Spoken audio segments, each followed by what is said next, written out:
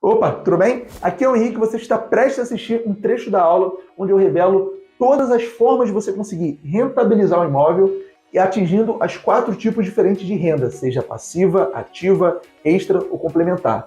E além disso, eu revelo com números reais de uma situação que aconteceu comigo, uma acomodação minha própria, de qual delas tem potencial de trazer mais retorno financeiro. E além de retorno financeiro também, mais flexibilidade com relação à utilização e maior conservação do imóvel. Se você quiser assistir esse conteúdo na íntegra, é só clicar na janela ao final do vídeo. Se você não está inscrito no canal, se inscreve e clica no sininho para receber gratuitamente as notificações dos conteúdos que eu posto aqui toda semana, tá? Então, boa aula.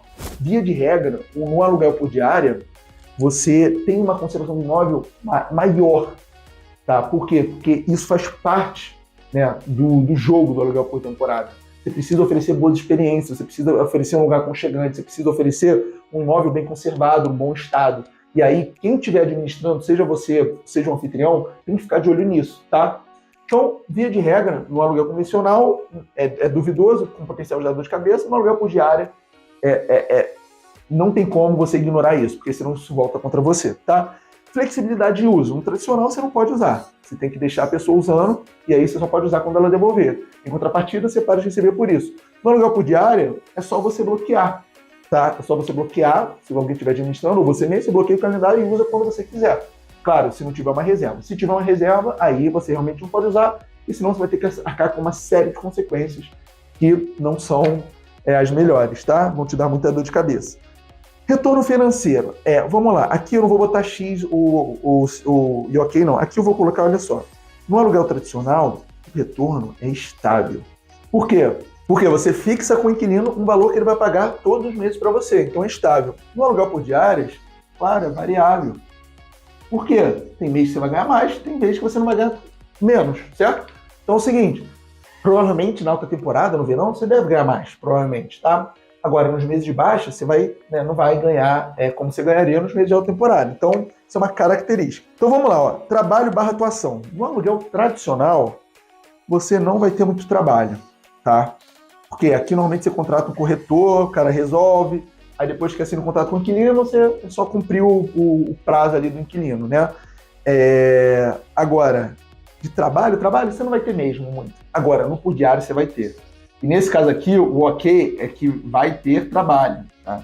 Tem trabalho. Por quê? Aqui, você tem que receber os locatários, tem que falar para alguém fazer faxina, né? A manutenção, você que tem que resolver. Só que aqui é o seguinte, se você for proprietário do imóvel, ou a proprietária, você tem a possibilidade de delegar para alguém, tá? Para um administrador ou para um anfitrião. Eu, por exemplo, sou fundador do Minha Casa Sua Casa, eu administro tanto acomodações próprias quanto acomodações de terceiro. Então, os terceiros que deixam para eu administrar a acomodação, eles não têm trabalho. Quem faz todo o trabalho sou eu, tá certo? Mas aqui você vai ter trabalho. Aqui você não vai ter, tá? Talvez aqui nesse ponto pode ser uma vantagem. E aqui, em certo caso, você precisa se preocupar. Ou se você não quer se preocupar, você vai ter que dar para alguém se preocupar por você. E claro, esse alguém vai cobrar uma comissão. Nada mais justo. Só que isso tudo literalmente tem um preço, tá? E você já vai entender por quê. Porque a possibilidade de ganho acaba sendo maior exatamente pelo trabalho que você tem, tá? Mas isso a gente já vai ver na última folha aqui. Por fim, vamos entender as rendas. Olha só, no aluguel tradicional, por você não ter trabalho, o tipo de renda acaba sendo passiva. Por quê? Porque você não tem trabalho. Então você deixa na mão de corretor, o corretor arranja um locatário. Hoje em dia você pode anunciar em plataformas como o Quinto Andar. O Quinto Andar faz um trabalho de corretor, tem parceria com o corretor, enfim. E aí você fica recebendo todos os meses sem ter trabalho. Isso é a definição de renda passiva. Aqui no por diária pode ser todos os tipos de renda. Como assim todos? São 4.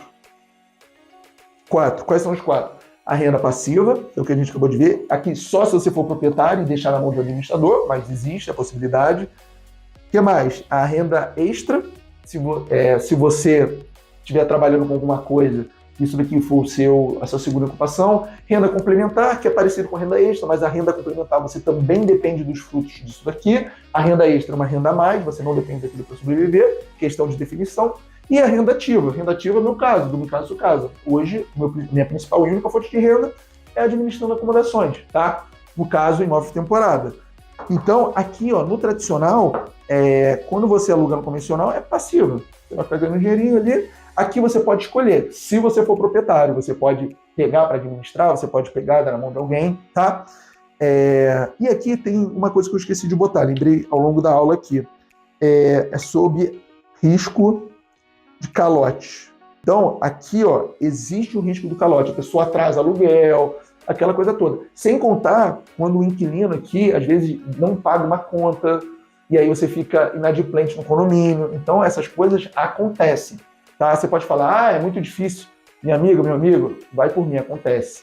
Não é difícil você achar um caso de alguém próximo de você que já passou por isso que eu estou falando.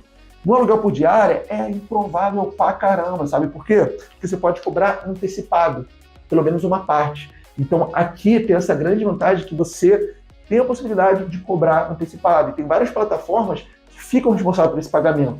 Às vezes o hóspede até dá calote, mas a própria plataforma assume, como é o caso do Airbnb. E aí você nem sabe o que aconteceu, tá? Então aqui, ó, fiz um apanhado das características do aluguel tradicional e por diária, tá? E aí você pode me falar, pô, Henrique, do jeito que você está falando, o aluguel por diária é muito melhor. Você pode usar apartamento, ele fica mais conservado, tem possibilidade de mais retorno. Pô, então é óbvio, o aluguel convencional não faz sentido. Não é bem assim que a banda toca.